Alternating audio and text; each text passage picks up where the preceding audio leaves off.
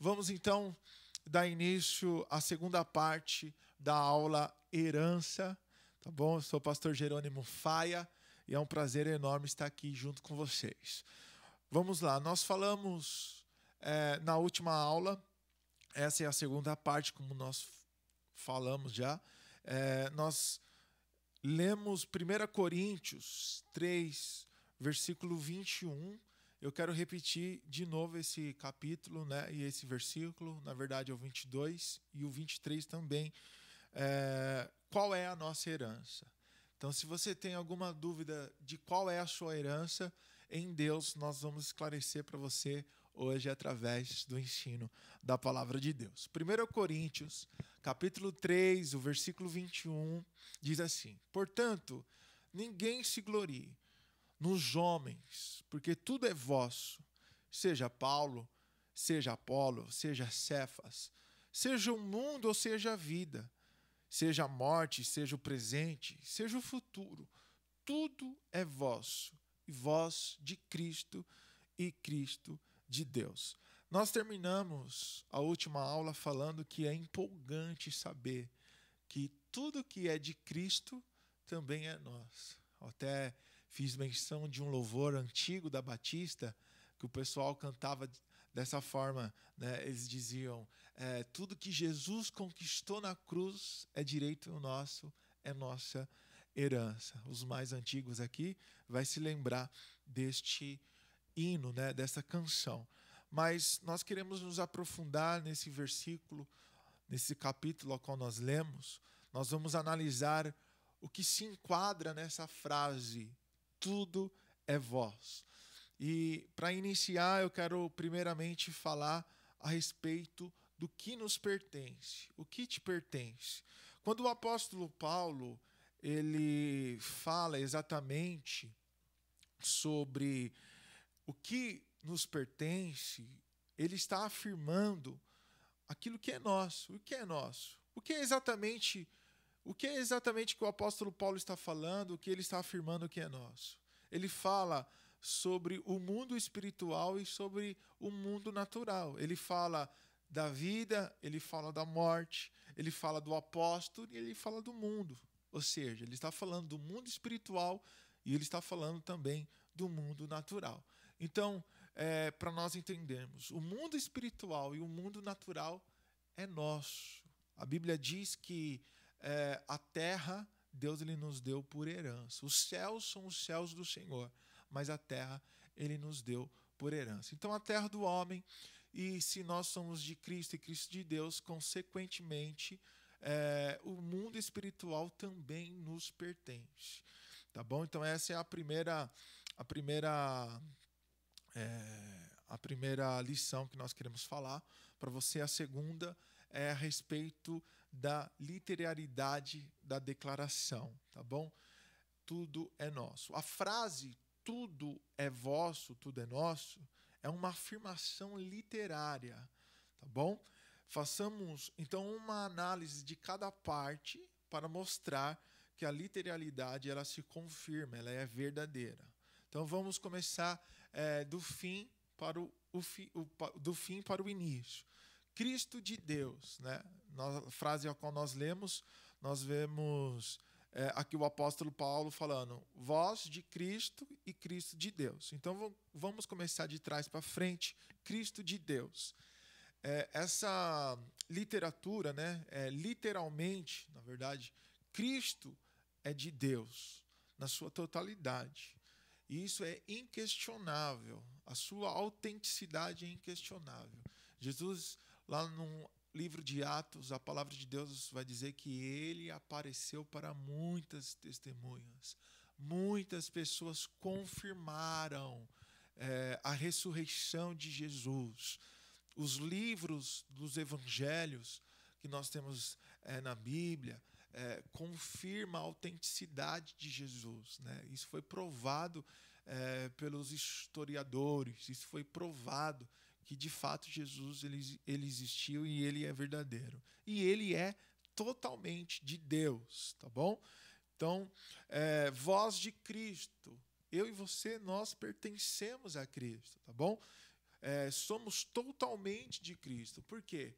Porque na perspectiva da redenção, ou seja, nós pertencemos a Cristo. Na perspectiva da redenção, eu e você pertencemos a Deus, tá bom? Ah, pastor, mas eu tenho uma vida, às vezes, mais para lá do que para cá, né? Às vezes eu estou fazendo algumas coisas erradas e eu não me sinto totalmente de Deus. Eu quero dizer para você que isso é um processo de aperfeiçoamento em nossas vidas, e cada um de nós estamos sendo aperfeiçoado, mas na perspectiva da redenção, nós pertencemos a Cristo, tá bom?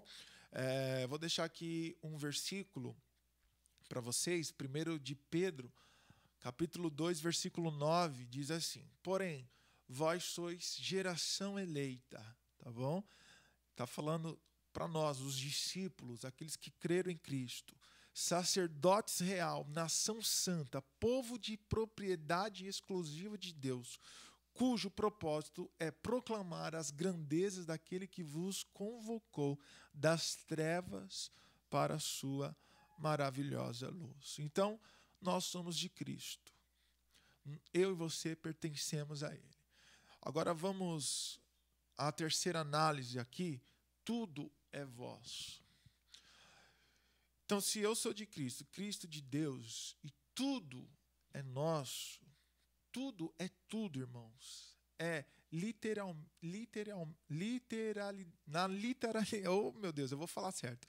Na literalidade, tá bom? Ou seja, tudo é nosso. Isso se confirma. Nós somos herdeiros de tudo. Nós somos herdeiros de tudo que é de Deus, o nosso Pai celestial. Tá bom? Então, tudo é nosso. E a terceira lição aqui para nós é mais uma pergunta, né? Que vai certamente trazer uma empolgação no seu coração.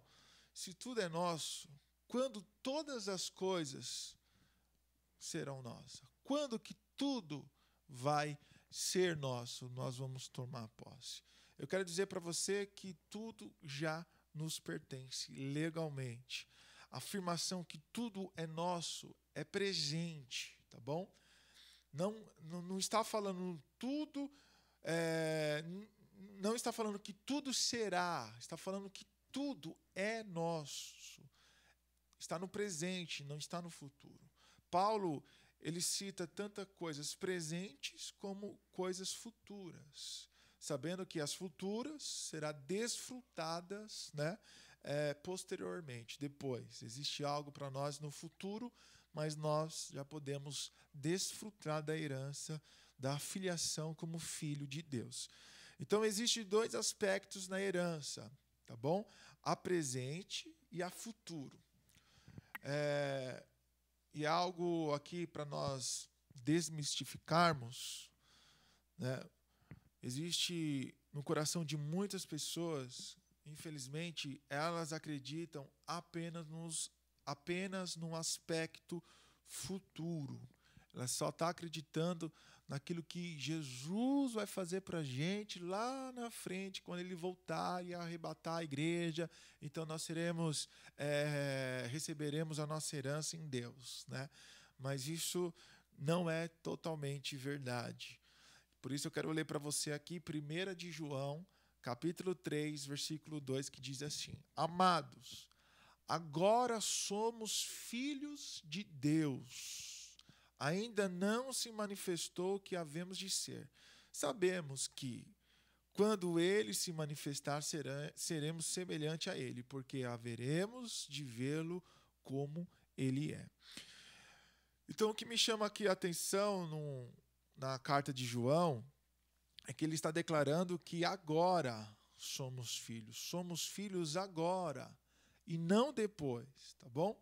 A palavra usada aqui no original para agora é num, que significa neste tempo, que significa o presente, o agora. Agora nós somos filhos de Deus. É agora que nós somos filhos de Deus. Ah, pastor, mas eu preciso melhorar em tantos aspectos da minha vida, eu preciso me consertar, eu preciso me alinhar. Sim, cada um de nós precisamos, mas agora nós já somos filhos de Deus.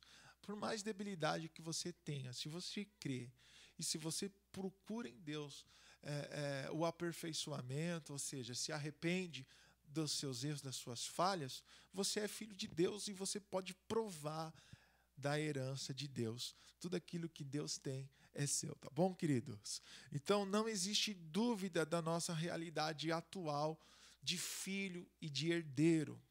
No entanto, o que nos aguarda lá na frente, no futuro, é uma transformação como Ele é. Seremos mais do que filho. Receberemos uma revelação plena de Deus.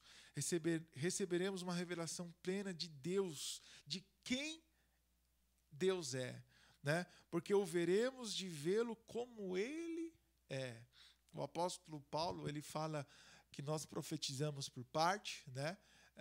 Porque conhecemos por parte. Mas quando vier o que é perfeito, o que é imperfeito desaparecerá. Eu acredito que ele estava falando dessa totalidade da herança, daquilo que nós vamos receber em Deus. Eu acredito que em breve nós, como igreja, seremos arrebatados em nome do Senhor Jesus, porque existe um Espírito que clama em nosso coração, né?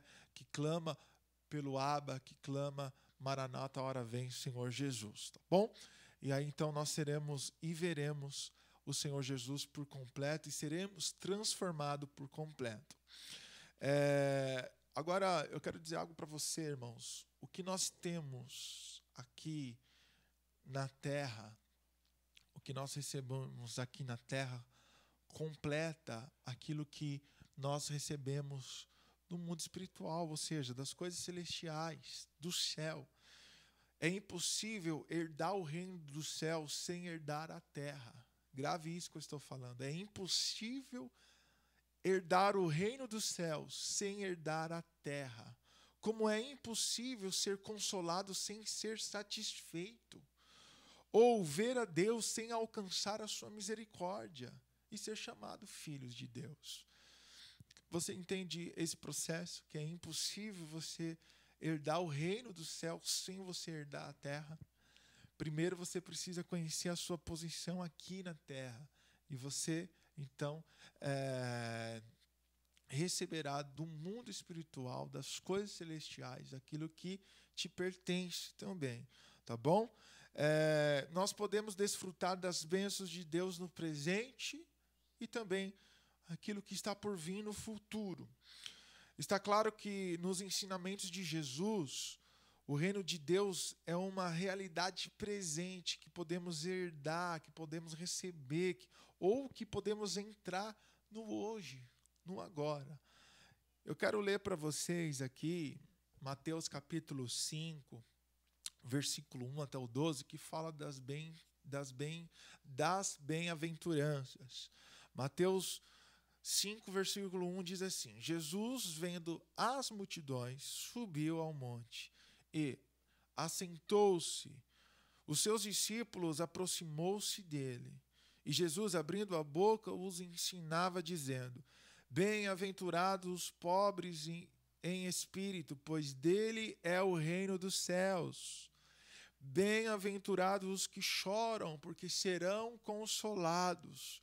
Bem-aventurados os humildes, porque herdarão a terra. Bem-aventurados os que têm fome e sede de justiça, porque serão fartos. Bem-aventurados os misericordiosos, porque alcançarão misericórdia. Bem-aventurados os limpos de coração, porque verão a Deus. Bem-aventurados os pacificadores, porque serão chamados de filhos de Deus. Bem-aventurados os que sofrem perseguição por causa da justiça, porque deles é o reino dos céus. Versículo 11: Bem-aventurados sois vós, quando vos insultarem e perseguirem e, mentindo, disserem todo o mal contra vós por minha causa.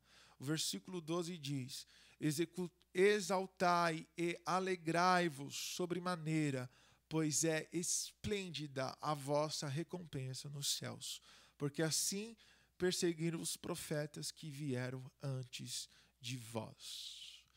Portanto, irmãos, as promessas de Jesus nas bem-aventuranças têm cumprimento no presente e no futuro. Nós vemos as declarações a qual nós lemos agora.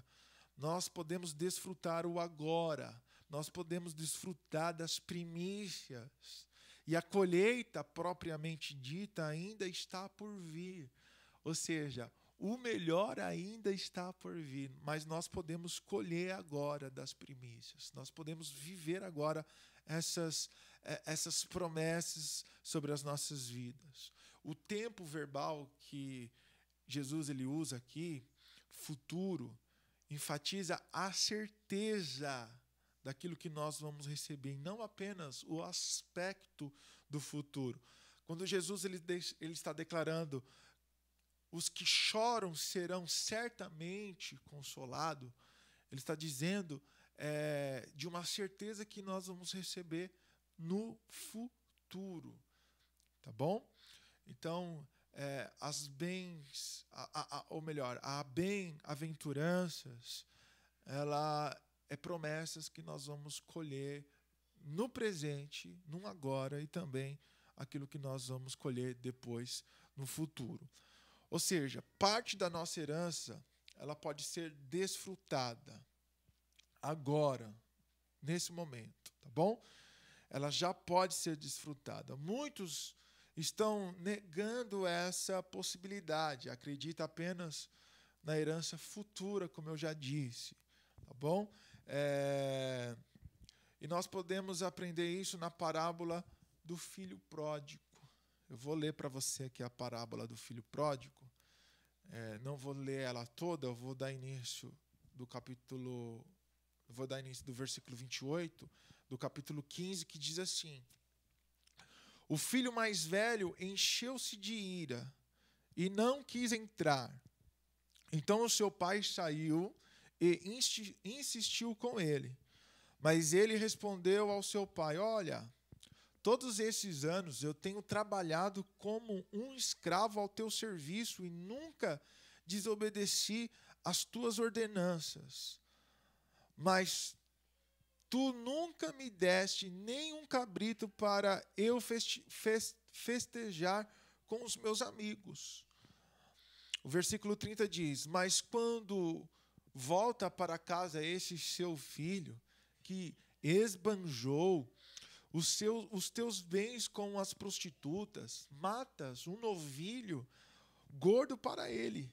O versículo 31 diz assim: disse o pai: meu filho, você está sempre comigo, e tudo o que eu tenho é seu.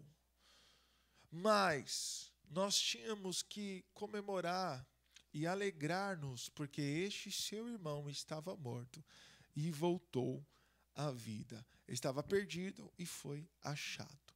Nós lemos aqui a segunda parte dessa parábola. A primeira fala do filho que pediu a herança para o pai e foi viver a sua vida e gastou toda a sua herança no lugar onde não era devido. Ele cai em si, a parábola nos revela isso, ele volta para a casa do pai e lá ele é bem recebido pelo pai, mas pelo irmão, aqui nós lemos e vimos que não. De alguma forma, ele se sente injustiçado, o irmão do filho pródigo. A parábola do filho pródigo, ela ilustra uma festa celestial de um filho pecador que se arrependeu. Na verdade, se nós lemos o capítulo 15 aqui, nós vamos encontrar outras parábolas, como da dracma perdida, que fala da alegria do céu encontrar alguém que estava perdido, resgatar alguém que estava perdido, salvar alguém que estava perdido. Então, nós podemos aqui definir o seguinte: o pai do filho pródigo, ele aponta para Deus, simbolicamente, aponta para Deus. O irmão mais velho, né, o irmão do filho pródigo, ele pode ser visto por duas perspectivas. A primeira, nós podemos dizer que é o ciúme da nação de Israel, com a entrada dos gentios no plano redentor, tá bom? Então nós podemos definir que o filho mais velho é o filho mais velho é a nação de Israel. E o segundo, que eu vou dizer para você agora, são os gentios, né? Ou o comportamento daquele crente, né, que está firme, que está ali servindo a Deus, como a parábola diz, como um escravo, como um verdadeiro servo. Mas quando um pecador volta, um filho retorna, um desviado retorna, ele não entende a festa que ele faz, né? Ele não entende a festa que o pai faz para o filho. E nós vemos aqui um desabafo do irmão mais velho, em forma de protesto. Indica uma mentalidade errada. A forma que o filho pródigo aqui protesta, o desabafo dele, nós vemos uma mentalidade errada.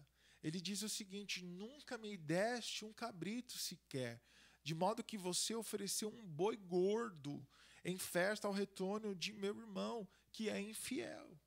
Foi isso que o irmão disse. Ou seja, nós constatamos aqui a frustração, porque ele faz uma comparação. No coração do irmão mais velho, ele está frustrado e ele se compara, né, com o seu irmão. Porém, a resposta do pai precisa ser compreendida. A resposta que o pai deu para o irmão mais velho precisa ser mensurada, porque ela revela um posicionamento a qual nós devemos mudar. Ela revela que nós precisamos ter uma mudança de mentalidade, porque esse filho fala da igreja. Esse filho mais velho fala da igreja também, né? Então, nós precisamos ter uma mudança na nossa mentalidade. O pai ele respondeu de uma forma direta para esse filho: tudo que é meu é seu. Tudo que eu tenho é teu, filho. Por que você está preocupado? Né? Em outras palavras, o pai estava dizendo: você não precisa ganhar um cabrito, porque tudo que eu tenho já é teu. Por que você está fazendo questão por um cabrito? Irmãos, essa é a forma de muitos cristãos pensarem. Essa é a forma de muitos cristãos viverem o seu relacionamento com Deus. Muitas pessoas estão frustradas por acharem que não recebeu algo de Deus, né? Que não recebeu alguma coisa de Deus e que eles e ainda coloca culpa em Deus por não receber alguma coisa, né? Por não receber. Essa é a mentalidade das pessoas. Por não receber algumas coisas as quais não foram dadas para ela, quando na verdade já lhes foram concedidas. Muitas pessoas estão chorando por algo que ela não conquistou, por algo que ainda não foi dado a ela, mas isso já foi concebido a nós. A verdade, tudo que nós precisamos está em nós. Tudo que você precisa está em você. O que nós precisamos é mudar nossa mentalidade, mudar o nosso entendimento. Efésios, o apóstolo Paulo fala no capítulo 1, versículo 3, bendito seja o nosso Deus e Pai, o nosso Senhor Jesus Cristo, que nos abençoou com todas as bênçãos espirituais nas regiões celestiais em Cristo. Tudo que você precisa já está em você, tudo que você precisa já vive em você, o Espírito Santo de Deus. O Espírito da verdade já vive em nós. Nós fomos abençoados com todas as bênçãos celestiais, no mundo celestial, por Cristo Jesus. Nós temos muito mais que podemos mensurar, irmãos. Mas para acessar o que está à nossa disposição, nós precisamos perder a mentalidade errada que ignora a herança. Era isso que o irmão do filho pródigo, o irmão mais velho, dizia: olha, eu trabalhei para você e o Senhor não me deu nada. Eu fiz tanta coisa para você e não recebi. Eu fiz tantas coisas, me dediquei, abdiquei de pecado, de coisas erradas, abri mão até de coisas certas para viver a tua vontade, para viver o que você deseja, e não me deste nada. Essa era a mentalidade do irmão. E nós precisamos perder isso. Porque a resposta do Pai é clara: tudo que é meu é seu. Se você não recebeu aquilo que você deseja, aquilo que está em teu coração, significa que você não alcançou a maturidade, ou que aquilo que você deseja não vai te fazer bem. Mas certamente, quando você alcançar a maturidade, quando você alcançar um lugar onde você compreende e entende que tudo que é de Deus é teu, você vai viver tranquilamente, você vai viver em paz, até mesmo no meio da guerra. E muitos, por essa mentalidade errada, se frustram e põem a culpa em Deus. E como disse o profeta Oséias, inspirado pelo Espírito Santo de Deus, Oséias capítulo 4, versículo 6, diz: o meu povo está sendo destruído porque lhe falta o conhecimento. Falta a igreja entender. Você e eu, nós precisamos entender o nosso posicionamento em Deus. Tá bom, queridos? Eu vou para a segunda parte do nosso estudo. Nós já vamos finalizar daqui a pouquinho. Espero que a minha bateria aqui dê tempo de prosseguir. Vamos lá. Eu vou falar sobre nós nos assentarmos na mesa. Um texto bíblico que mais me encoraja, a respeito da nossa herança é o episódio da mulher cananeia. Mateus capítulo 15, versículo 21 até o 28 diz assim: saindo daquele lugar, Jesus retirou-se para a região de Tiro e de Sidom. Uma mulher cananeia, natural dali, veio a ele gritando: Senhor, filho de Davi, tenha misericórdia de mim. A minha filha está endemoniada e está sofrendo muito. Mas Jesus não lhe respondeu palavra. Então seus discípulos se aproximaram dele e pediram: manda embora, pois vem gritando atrás de nós.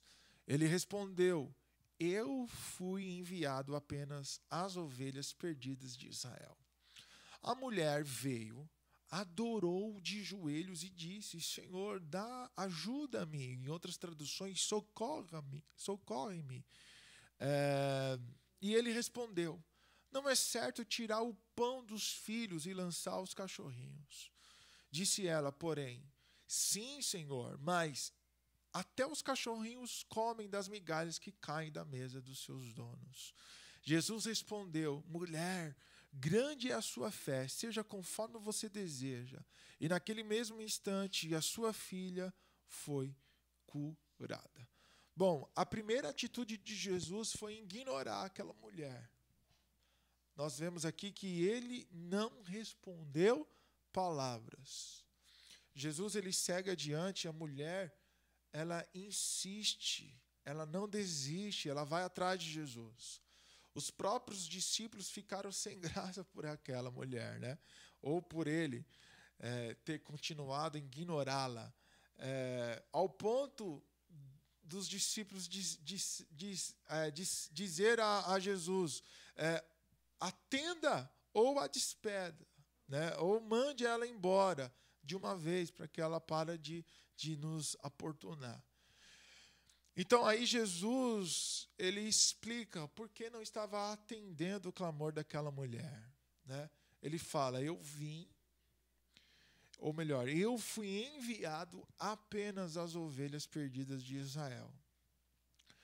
Jesus ele não estava fazendo acepção de pessoas, você vai entender isso aqui melhor, até mesmo porque a palavra de Deus fala que Deus não faz acepção de Jesus, acepção de ninguém. A afirmação de Jesus aqui desrespeita ou desrespeitava o momento atual que se encontrava, né, naquela situação, aquela geração, né? E Romanos capítulo 1, versículo 16, fala, o apóstolo Paulo ele declara dizendo: não me envergonhe do evangelho, porque é poder de Deus para a salvação de todo aquele que crê, primeiro os judeus, depois o grego. Então nós vemos aqui uma ordem.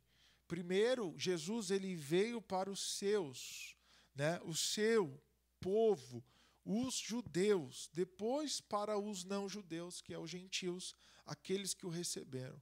Aí lá em 1 João, nós vamos ver ali João declarando, né, o Evangelho de João, capítulo 1, ele declara: ele veio para os seus, mas os seus não receberam, mas todos aqueles que receberam foram feitos filhos de Deus, tanto judeus quanto os não-judeus. Então, o que Jesus ele está falando de uma ordem. Não atender a mulher cananeia, Jesus estava respeitando uma ordem. E nós podemos observar essa ordem também quando Jesus ele enviou seus discípulos. Mateus capítulo 10, versículos 5 e 6. Né? Nós vemos Jesus falando para os 12 discípulos que foram enviados, para eles não tomar o rumo dos gentios. Eles falam, Jesus ele fala: não entra nas cidades dos samaritanos. Ele dá uma indicação ou um conselho ou uma ordem, nós podemos dizer assim. Ele fala: procurai as ovelhas perdidas da casa de Israel. Por quê? Era uma ordem. Era disso que Jesus estava falando para os discípulos. Uma ordem. Primeiro é os judeus e depois é os gentios. Acerca daquela mulher, quando Jesus ele falava: olha, eu não vim para os gentios, primeiro eu vim para as ovelhas perdidas de Israel. Em outras palavras, Jesus ele estava dizendo: ainda não havia chegado a hora dos gentios, tá bom? Mas naquele momento a mulher, ela se ajoelhou, se prostrou em um gesto de adoração e clamou mais uma vez para que Jesus a socorresse ou a ajudasse. E diante da insistência daquela mulher, Jesus ele responde para ela: não é certo tirar o pão dos filhos e lançá-los aos cachorrinhos. Para alguns, essa palavra aqui poderia ser uma ofensa, mas o significado dessa afirmação é que os judeus ocupavam uma posição prioritária em relação aos gentios. Como eu já disse, eles estavam primeiro na fila. Essa ilustração não é literal. Cristo fala que um cachorrinho, embora ele seja querido e com livre acesso a uma casa, não ocupa o mesmo lugar dos filhos. Ou seja, o tratamento dado aos filhos é diferenciado, tá bom? Quem tem um cachorrinho em casa aqui sabe que ele tem o acesso aos filhos. E nós damos para os filhos algo que é melhor que nós oferecemos para os nossos cachorrinhos, os nossos bichinhos de estimações. Você entendeu a declaração de Jesus? Os judeus eram os filhos naquela ilustração, tá bom? A mulher incluída entre os cachorrinhos, mesmo tendo livre acesso na casa, não fazia parte dos filhos. Ela estava na posição de gentia, tá bom? A expressão de Jesus aqui, na verdade, para aquela mulher, seria dessa forma, mais ou menos assim: eu não posso tirar aquilo que, nesse momento, é direito dos judeus para entregar a vocês ou a você.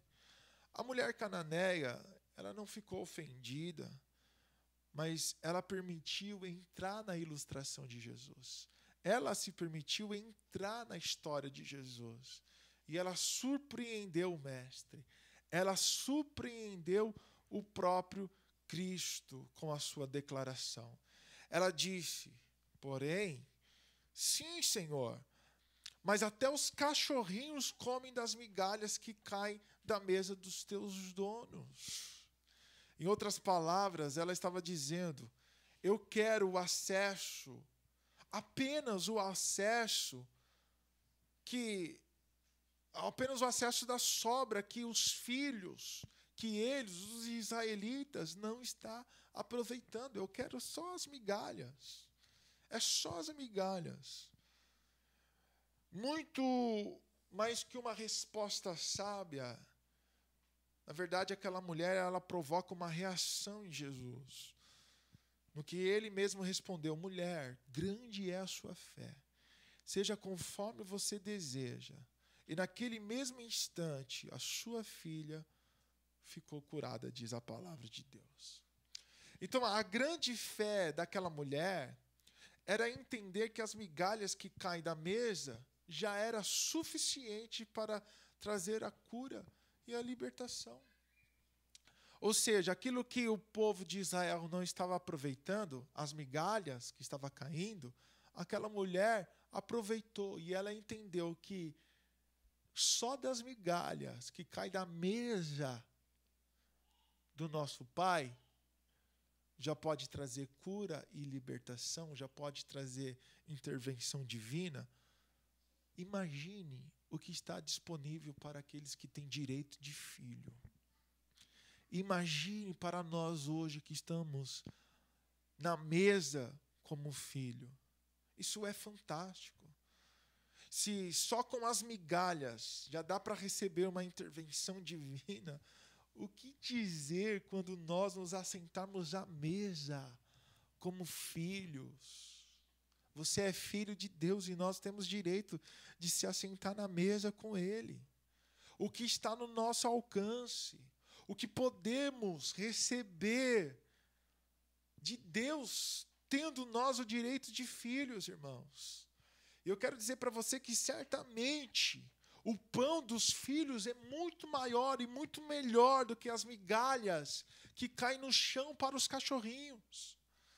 O que nós precisamos entender e mensurar é a nossa herança. Nós precisamos entender mais sobre a nossa herança.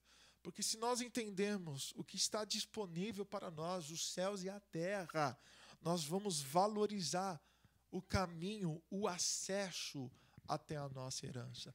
Sabe por que muitos de nós não damos importância para a nossa herança? Porque não compreendemos. E por não compreender a nossa herança, nós não valorizamos o caminho para chegar até a nossa herança. Existe um caminho para nós chegarmos na plenitude de Deus, aquilo que Ele deseja para nós, tanto na terra quanto nos céus, tanto no mundo espiritual quanto no mundo natural. Existe um caminho, e esse caminho se chama maturidade. Nós precisamos crescer, nós precisamos desenvolver como igreja, evoluir. Existe uma herança enorme para nós. Na aula passada nós falamos a respeito de sermos cordeiros de Cristo, herdeiros de Deus e cordeiros de Cristo. Cordeiro significa você ser herdeiro como Jesus é, ou herdeiro como Jesus é. Toda autoridade que foi dada a Jesus nos céus, na terra, até mesmo debaixo da terra, também está disponível para nós. Deus, Ele compartilha a sua herança, Ele não deixa herança para os filhos. Ele compartilha. Existe uma herança disponível para mim, existe uma herança disponível para você. E sabe o que mais me deixa empolgado? É que essa herança ela pode ser compartilhada tanto para o irmão mais velho, que é Jesus, como para nós que somos os irmãos mais novos. Essa herança está disponível para mim, para você. Você pode viver ela hoje. Jesus, ele não, ou melhor, Deus, ele não deixa a herança, ele compartilha a herança. A nossa mentalidade, como eu disse na aula passada, é de deixar uma herança para os nossos filhos. Aqueles que conseguem deixar. Porque o que nós passamos para eles é o senso de sobrevivência. Você precisa sobreviver, né? E aqueles que conseguem deixar uma herança, deixa para depois da morte. Mas Deus não. Deus, ele deixa a sua herança disponibilizada ainda em vida. Para confirmar isso, nós lemos aqui a parábola do filho pródigo. O filho pródigo pediu a sua herança, o pai ainda em vida, e o pai deu para ele. Embora ele gastou com aquilo que não devia, ele se desviou do propósito, ele voltou. E quando ele volta com uma mentalidade transformada. A Bíblia diz que ele caiu em si e voltou para a casa do pai, que é o lugar onde nós devemos sempre estar. A casa do pai. Nós devemos estar nos cuidados do pai. Então, que nós possamos crescer, que nós possamos, de fato, amadurecer e acessar a nossa herança, tanto da terra como a no céu. Sabemos que a herança que nos espera futura, ela vai nos levar a um lugar de transformação. Nós veremos Deus como Ele é e seremos transformados como Ele é. Existe uma transformação, uma herança, um novo céus, uma nova terra para nós. Existe uma promessa de Deus futura. Mas você pode desfrutar da herança de filho hoje. E você pode sim viver o melhor dessa terra, você pode provar do melhor dessa terra, você pode ter uma família abençoada, você pode ter uma casa abençoada, um casamento abençoado, você pode sim ter filhos abençoados, você pode provar de Deus, você pode viver a sua herança num aspecto ministerial, ser abençoado no seu ministério, naquilo que você realizar. Sim, existe uma herança disponibilizada para mim e para você. Tá bom? Que Deus abençoe a sua vida. Nós ficamos por aqui hoje, mas na próxima nós teremos mais uma aula edificante. Nós teremos uma aula que vai render mais conhecimento para nós. Tá bom, irmãos? Deus abençoe a todos.